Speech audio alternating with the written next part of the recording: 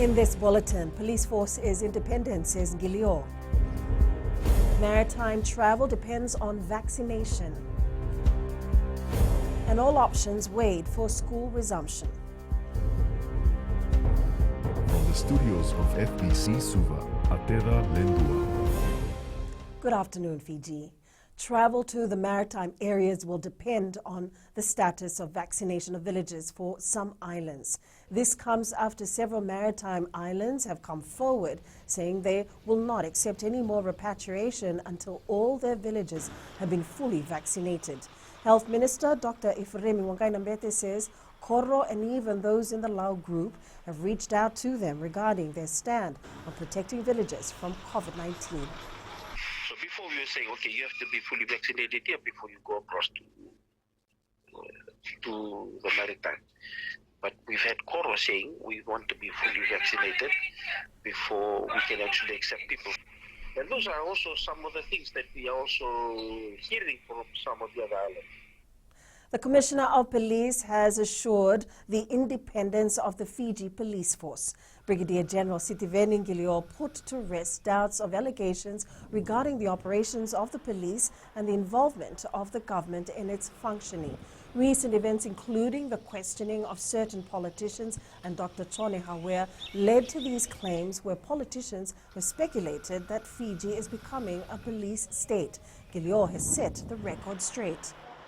Very clear about this, and I hope it will put this to rest. We will not be drawn into political statements, and even in this, in regards to this situation, we are an independent organization, and will continue to deal with people who break the law. The vaccination of children aged between 12 and 17 will impact the decision to reopen schools.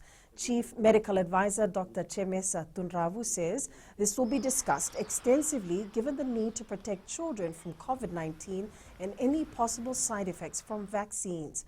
Dr. Tunravu says everyone associated with schools, including teachers, transport operators and canteen operators, must be vaccinated. There's been discussions on the vaccination of children from age 12 to 17, and we are working hard on this. Then we're also looking at current development in terms of the safety of the vaccines in even the younger, less than 12-year-old. Our ideal would be just protect everybody, vaccinate everybody. The United Nations has reassured Fiji of its commitment to help contain COVID-19. Resident Coordinator Sanaka Samarsina says the global pandemic has affected thousands of Fijians and the UN is looking to protect the most vulnerable. He adds apart from the Western Division, they have identified other areas where Fijians are facing difficulties due to the pandemic. We've had other areas where we've seen, unfortunately, the impact of COVID-19 hitting some of those who are most vulnerable already, even worse than the rest of the population. For instance, women and children. So women who have been victims of violence, we can see the anecdotal evidence suggesting that they are continuing to be victimized.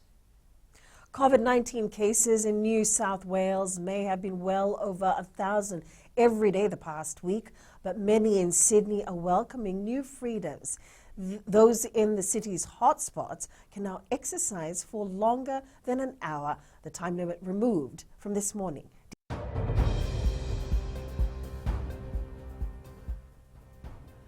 To our latest COVID-19 update for today, Fiji recorded 250 new COVID-19 infections for the period ending at 8 a.m. yesterday. 186 cases are from the west, 51 from the central, and 13 from the east. There is one new COVID-19 death to report in the past 24-hour period.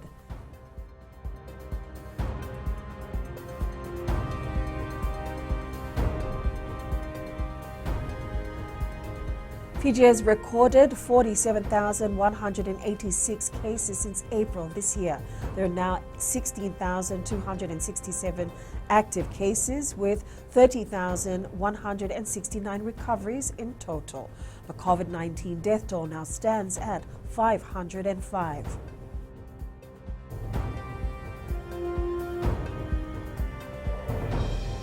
The vaccination campaign also continues around the country. 560,940 or 96% of adults in Fiji have received their first dose of the vaccine, and 278,131 or 48.4% have been fully vaccinated. The 5 most vaccinated areas include Ba, Rewa, Nandrongai, Naita, Siri, all of which are 100% first jab.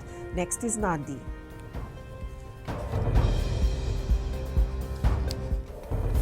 Up ahead, no Fiji Sevens for Canada tournaments.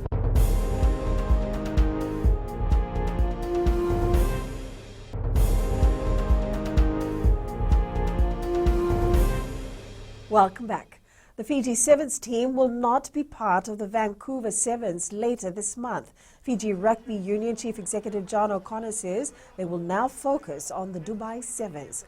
O'Connor says they want players to have more time with their families as they've been away for 5 months while preparing for the Tokyo Olympics. He adds the logistics that follows with traveling to Canada and going through quarantine is a long process.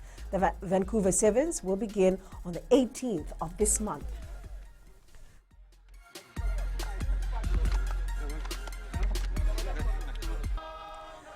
Australia will be the new home for the Fijian Drua for the 2022 Super Rugby Pacific season. The Drua will set sail in October as they prepare for the competition, which is set to kick off next February. Karlani Tavi reports. Because of COVID and this pandemic and the closures of borders, we have decided that the team will be based in Australia and play its matches in Australia. In Australia in the middle of October and base ourselves at a base camp from early November onwards.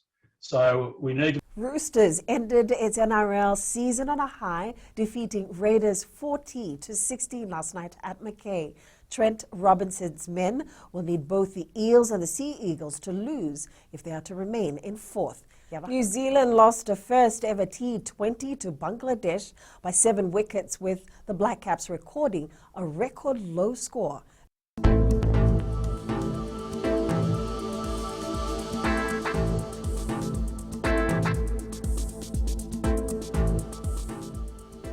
A trough of low pressure with associated cloud and rain will affect the Fiji group until tomorrow. Meanwhile, another trough of low pressure is expected to approach the Fiji group from the north on Sunday. That's FBC News now. Join us again for our 1-hour major bulletin at 7 p.m. And be sure to download the FBC app to access the latest in news, sports, and live radio broadcasts from any of our 6 radio stations. You have a safe weekend and good afternoon.